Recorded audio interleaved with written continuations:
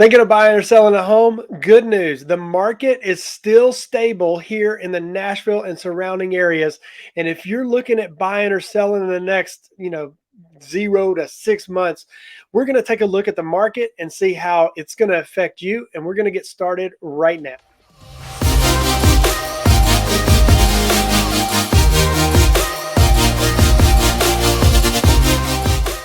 Welcome to the channel. If this is your first time and you want to know everything there is to know about the surrounding areas of Nashville and Middle Tennessee, feel free to click the subscribe button, click the bell for notification, and then you'll get notified every single time we upload a video.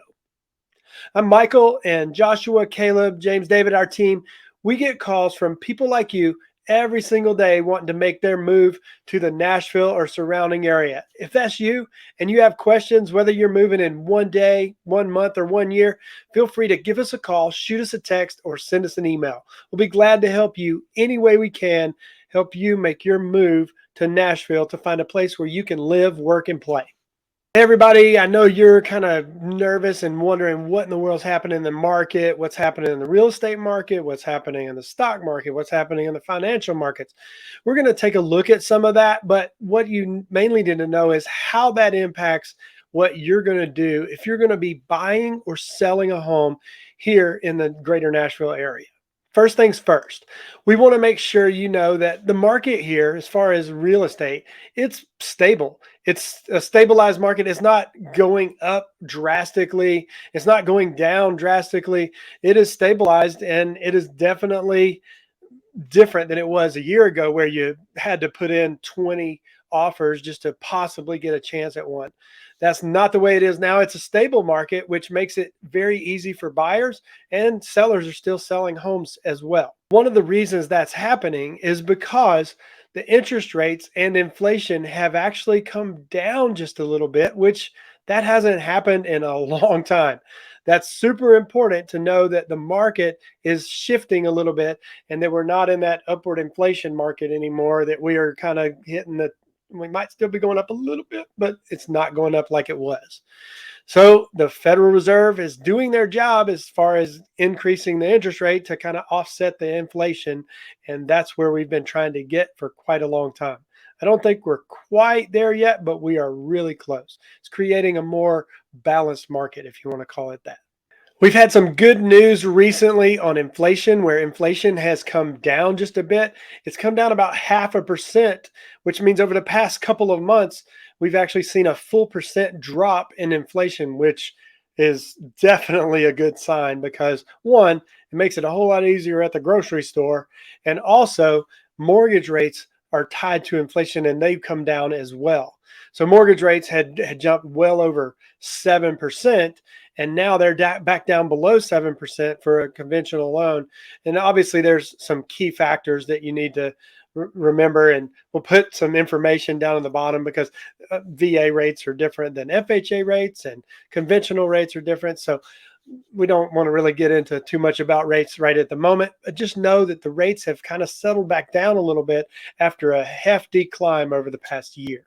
What that means for mortgage rates is that mortgage rates will continue to fall. If the inflation continues to fall, then you're going to also see mortgage rates fall as well. That's good, and that's something that could happen over the next several months. What that's going to do is that's going to release that pent up demand. Like, there's people out there that they really would like to buy, but they can't right now, and they just don't feel like it's comfortable enough. But if they start seeing the rates come back down, it's more likely that they're going to want to purchase a home, and then we're going to see the market continue to grow again in the real estate market. So there's a bunch of things that go into, should I buy a house or not buy a house? A couple of those things are definitely the mortgage rates and how the market's doing. But you need to understand something else. With it being more of a balanced market, meaning it's not all the way to one side for the buyers and not all the way one side to the sellers.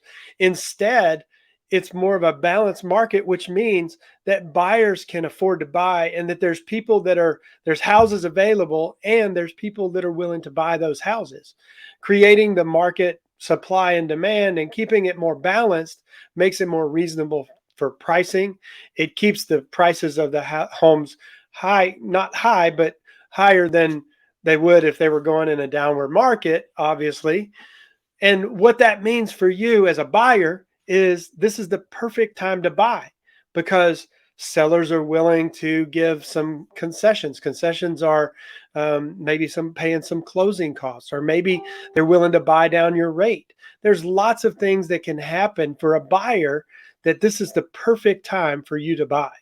As for sellers, this is a good time to look at selling because we don't know. I mean, yeah, we could be back in that same kind of market in the future down the road, I guess, as we were a year ago, where people are asking way over the asking price and giving lots of money in the offers.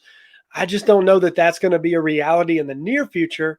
And if you're looking at, hey, how much is it going to cost me to sell versus how much is it going to cost me to buy? I can promise you this.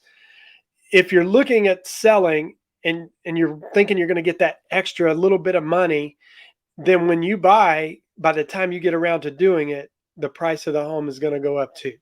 Keep that in mind as you're trying to wrestle this.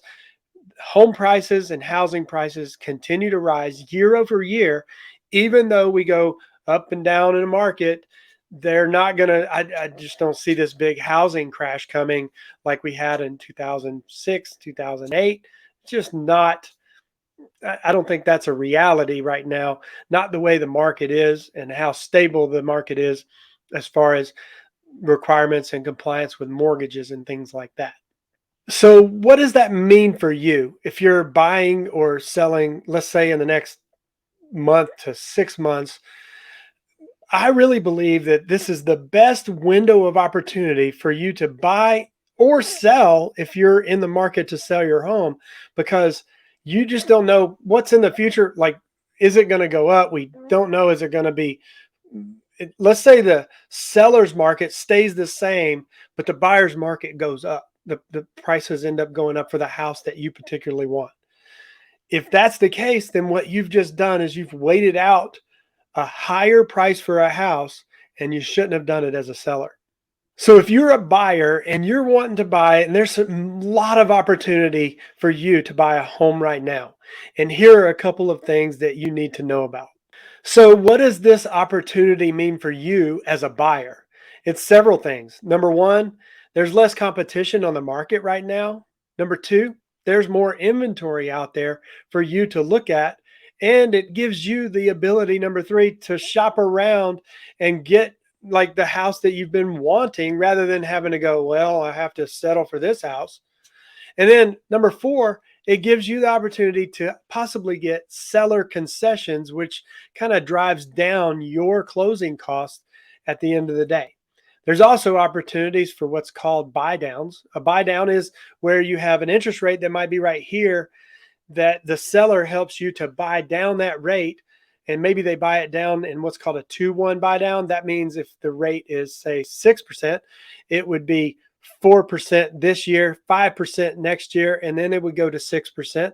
That means that in the future, you could refinance before you even get to that 6% mark if you wanted to. So what does all this mean, and how do you kind of wrestle with should I or shouldn't I? Well, I can tell you this. If interest rates continue to go down just a little bit, I'm not even talking about a lot. If they get into the 4 to 5% range, you're going to see all of that demand come right back. And there's going to be a lot of people that are looking to buy.